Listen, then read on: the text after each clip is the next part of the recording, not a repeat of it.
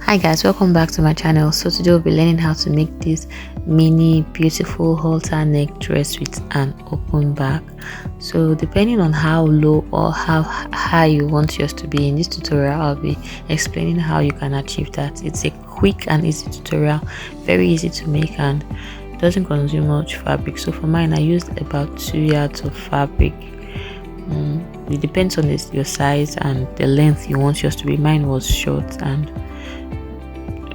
if you want yours to be longer, it depends. So that's going to determine the amount of fabric it will consume. So first of all, this dress will be cut on a bias form. So I'm going to fold my fabric on a bias form first of all. Then after folding, I'm going to just mark out half of my shoulder measurement at the upper part of it. So I've put my fabric on fold, and I'll proceed to marking half of my shoulder measurement at the top of it. So this is where I got half of my shoulder measurement, which is 7. I'll rule it out. Then I'll be coming down by 1.5 to act as a bias, as a folding where I would be able to pass my rope through. If you don't want yours to be altered, you can make a bias with your Ankara fabric and pass your rope through it, but it doesn't really matter. So I just, from where I marked the 1.5 down, because that place, the upper part is going to be on fold, so from there I marked the length of my gown. Now to get this thing in an angle, this length in an angle, I'm going to add the total of what I have from the upper part of the angle to the part which I marked the 1.5, and then I will add it together to be able to get the length of my gown, because I need to turn it around like this, and if I use that straight line I might not be able to get the length of my gown to the end equally. So I had to add the upper part of my bias together. So I plussed it. Let's say it's 10 inches. I added the 10 inches plus the length of my gown to be able to get this bias cutting. So I'll just cut it out. After cutting out, now I'll proceed to cutting out the upper part as well. So now this is just the length of my gown that I have here.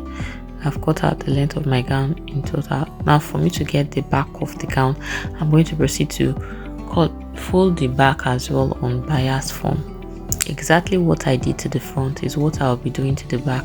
I'm going to fold my fabric on bias form, and then I'll make sure to iron it in place, so everything is going to be equal because my back fabric is rumpled. So I'll just iron everything to make sure that everything is equal, because it's exactly what you have on the front that we'll be having on the back.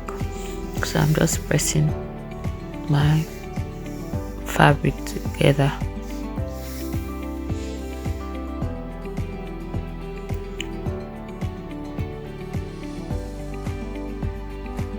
Now after pressing, I'm just going to cut the length of my fabric as well. Equally, the way I cut out the front is what I'm going to do for the back. Everything is just going to be the same thing. So after cutting out the length of my fabric, I can now proceed to determine how low or how high I want the opening of my back to be. So for the opening of the back, I want mine to be 16 inches. So from the shoulder, I mark down to 16 inches, and I'll just mark it down at the back. To get this line to be equal, I'm going to mark from that 16 inches to the length of my gown. So what I have now, I'm going to place it at the other end of the gown, so that I'll be able to get a straight line. So I'll just mark it like this, and then I've gotten it. I'll just roll it. If you want your opening at the back to be curved, at this point when you are rolling it, you can roll it to be deeper, to just slant downwards. I don't want mine to be curved, I want mine to be straight. So when I rolled it initially, it wasn't so straight. I had to straighten it up. Also, to get a curve effect, aside from the rolling, the sewing, you can actually attach your elastic to be a bit slack. By the time you attach your elastic and it's a bit slack, it will just make a curve effect at the back. So so it won't be straight. So now I'm going to be going up by 1.5 inch, which I'll be putting on fold to pass my elastic through.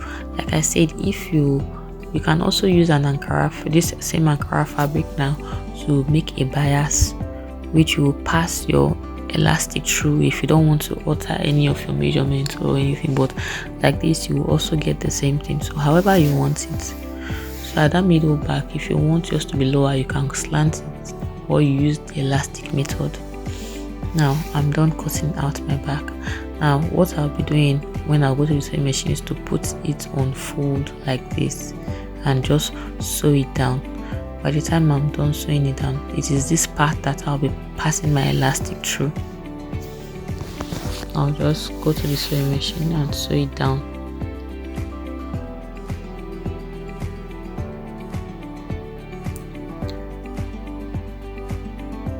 So now for the neck part, I'll do the same thing. I'll first of all go to my sewing machine and sew it down, that part that I added the 1.5. Then I'll make a strap. I'll make a strap which I'll pass through the neck.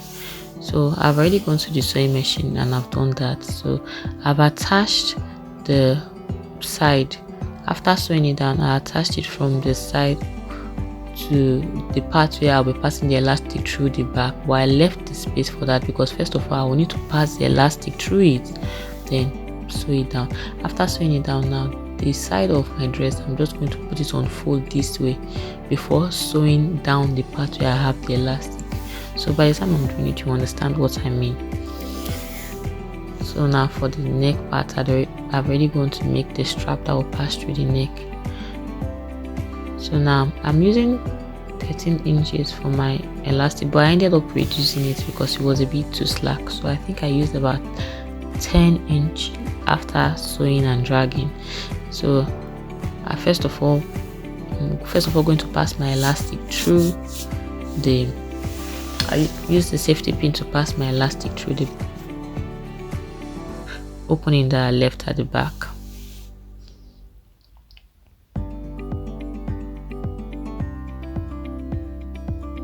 So while passing my elastic, I had to pin the edge of it first of all because I have not gone to the sewing machine yet to pin it to hold it down. So I have to use a pin to secure one part while I'm trying to pass the elastic through the other part, just to keep my elastic in place so I don't end up doing double work. So I had to pin the edge of it first of all.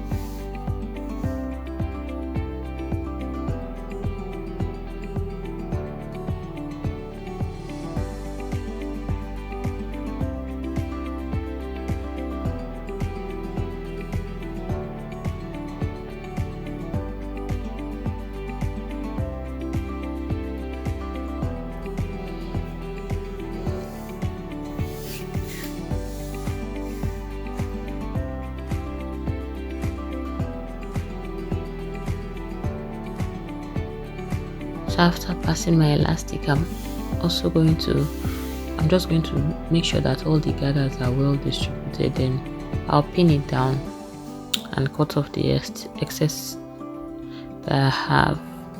So I'll just pin it down so that when I get to the sewing machine, I'm just going to secure it with a stitch and attach it to the front side of my dress.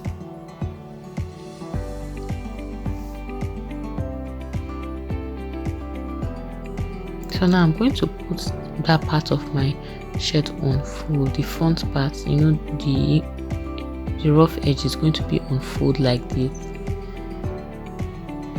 So now I'm going to first of all pass the strap that I made through the neckline of the dress, just the same way I did with my elastic is the same way I'm going to be doing with the strap.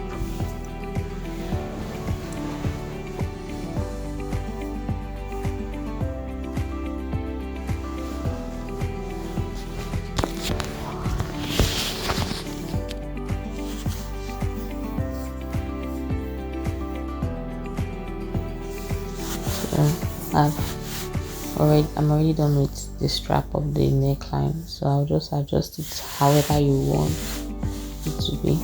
So now I'm going to put this part on fold but I'm going to put it on fold and make sure that I do not sew up to where the strap is. If not, I will not be able to drag out my rope. So I'll just put it on fold.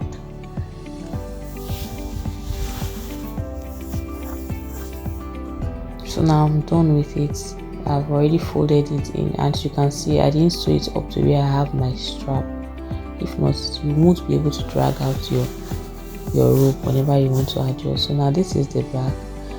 I told you I reduced from my elastic when I was done sewing, so this is how it's going to be. Now I secured it together with the front and the back, so everything is secured in place.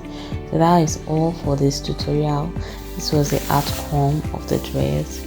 If you enjoyed this tutorial, kindly like the video, subscribe to the channel, and comment. It will be well appreciated. Thank you guys for watching. Thank you to my old subscribers. Thank you for new subscribers that are going to be subscribing to the channel. Bye guys, thanks for watching.